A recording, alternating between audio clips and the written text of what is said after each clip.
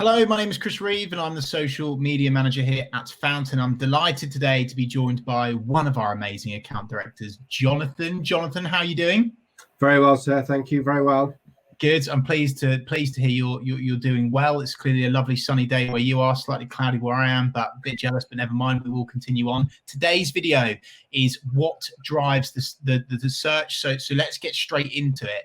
What actually does drive searches in search engines?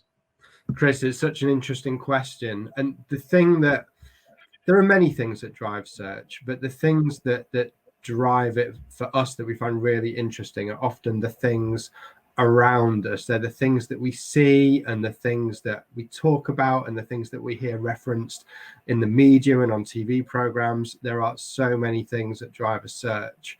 Often, for example, it's I need some new trainers. It might be I need to find out how to make sushi. You know, there can be all kinds of different things based on how we feel and also the questions that we have in our lives. I think we've all probably been up against some kind of decorating or in-house challenge where it's how do I bleed a radiator, for example. So these everyday household things often drive a search. But the key, of course, is being obsessed with those terms and making sure that you've got relevant content, which means that you're found for these questions or terms, whatever they might be. And that ultimately, of course, Chris, leads to ROI, which is what we're all interested in. Absolutely. And that leads nicely on to my next question, which is how does top of funnel search term targeting lead to that return on investment, lead to sales for an organization? Yeah, really great question, Chris. At the top of the funnel, like I said, the searches are often driven by the things that surround us, and it could be products, for example. What becomes really interesting for us is often the emotion that sits behind these things, because that becomes even more fascinating. So if you take, for example, a search that happens on a mobile device where somebody has said, where is the nearest McDonald's? Well, that's fine. They want to find out where a restaurant is. But right at the top of the funnel, it might be a fairly broad search. They want to know the location, but also the inference becomes very important. So not only do they not know where the nearest McDonald's is, what they're really telling us is that they're hungry, which is fascinating. And if you take a second question, for example, how do I get to the nearest tube station? Again, very general question. You might ask that using voice search on your phone.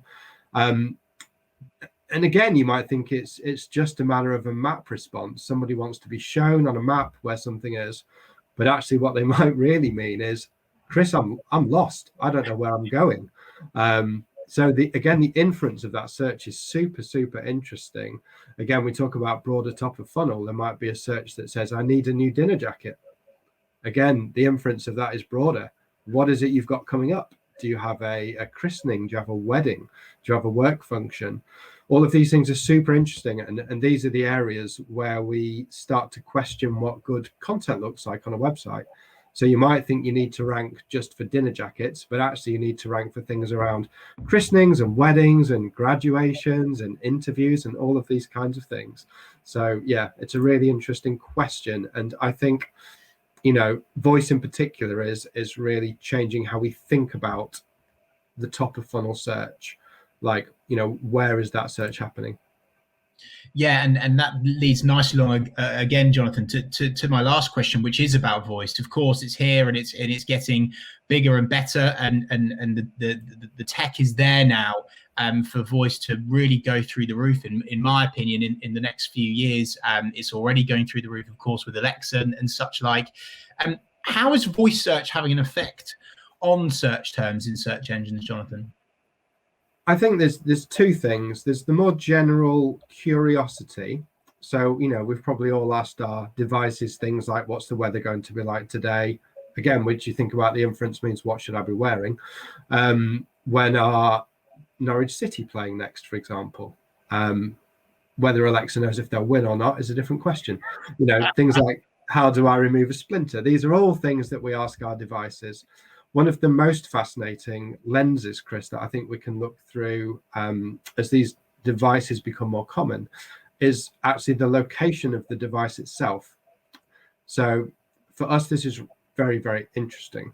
So if you think about lounge-based searches, for example, you might be sat there in front of your TV or the big screen, as it's known, and maybe you're watching a Netflix show or listening to a piece of music, or you've got the news on, you're watching Norwich City play, whatever it is. These things stimulate questions. So, for example, that we were watching Bridgerton the other day, and my wife said to me, "Where is Bridgerton filmed?" So that was a question that was 100% driven by what was on the screen, but also where the device was. Where a Norwich City playing next might be driven because you're sat in the lounge watching the game. Or you might see an advertisement and you might ask your Alexa, how long does it take to fly to Tokyo? These things are driven not just by what we're seeing, but where the device is situated. And for example, Chris, you might be in the kitchen and you might say to your device, how do you cut mussels? Again, this is interesting. You might be looking at a recipe, but also you might be thinking about a dinner party in the future. And so everything that goes along with that becomes very important from a content point of view. What is the best way to cook rice? Some very important questions. How do you make an espresso martini, for example? These things are all driven by the location and the things around us. Such an interesting take, Jonathan. Thank you so much for sharing this insight with me today. It's a real great thing to cover, I think, because it's very easy for businesses of all shapes and sizes to get lost in the nitty-gritty technical, but not necessarily zoom out and think about the bigger picture, the psychology that goes into search somewhat. So thank you so much for sharing your insight with us today. I really appreciate it. And thank you so much to everyone that's watched this video. That's been another Fountain Insight video interview.